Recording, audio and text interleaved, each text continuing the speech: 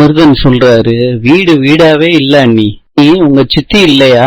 அது சொல்றாரு, அண்ணன் சொல்றது உண்மைதான், எங்க அம்மா தான் இந்த வீட்டுக்கே வாய்ஸ். திட்டுனா கூட எங்க அம்மா கவனிச்சுக்கிட்டே இருப்பாங்க, அது ஒரு பாதுகாப்பு தானே.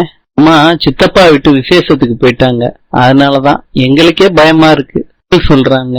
அத்தை இல்லாம அமைதியா இருக்கு வீடு. மருதுவோட அம்மா கேட்டுட்டு வந்து, நான் என்ன சவுண்டு பார்ட்டியான்னு கேக்குறாங்க. ஆள் இல்லன்னு செல்ல பேர் வைக்கிற அளவுக்கு ஆயிட்டீங்க. கோவப்படாதீங்க, நீங்க இல்லாம வெறுமையா இருக்குன்னு தான் பேசிக்கிட்டு இருந்தோம். ஏண்டி ஆம்பளை பிள்ளைய பெத்துட்டு பொம்பளை பிள்ளைய தூக்கி வச்சுக்கிட்டு இருக்க? ஓட்டிக்கு வந்த பொண்ணோட குழந்தைய தூக்கி வச்சுக்கிட்டு இருக்க, அவ கூட எதுக்குடி உனக்கு சவகாசம்? உங்க மாப்பிள்ள சரவணனே வந்திருக்கான், நம்ம வீட்டு பிள்ளைய கொஞ்சாம எவன் வீட்டு பிள்ளையோ கொஞ்சிக்கிட்டு இருக்க.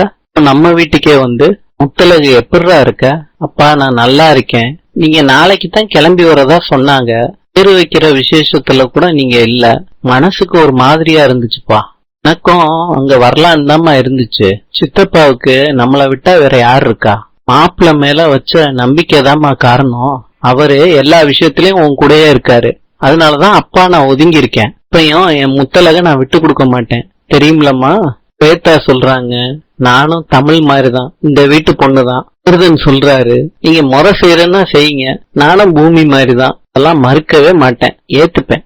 மாமா தானே, எல்லாம் பண்ணிருவோம் தம்பி, உள்ள வாங்க. தனம் பிரசவம் பார்த்தவங்களுக்கு போன் பண்றாங்க, அவங்க எடுக்காம கட் பண்றாங்க, வேற வழி இல்லாம எடுக்கிறாங்க. அவங்க, நான் சேகர் பொண்டாட்டி தனம் பேசுறேன், எனக்கு நீங்க பிரசவம் பாத்தீங்கல்ல. அவங்க சொல்றாங்க, எனக்கு சேகரையும் தெரியாது தனத்தையும் தெரியாதுன்னு சொல்றாங்க. ஒரு தாயையும் சேயையும் பிரிச்சுட்டு நீங்க நிம்மதியா வாழ்ந்துருவீங்களா? நினைக்கிற மாதிரி ஆளு நான் கிடையாது தனம். இப்ப ஞாபகம் வந்துருச்சா உங்களுக்கு? குழந்தைய என்கிட்ட பிரிக்காம இருந்திருக்கலாம். என் புருஷன் திட்டத்துக்கு நீங்க தானே உடந்த.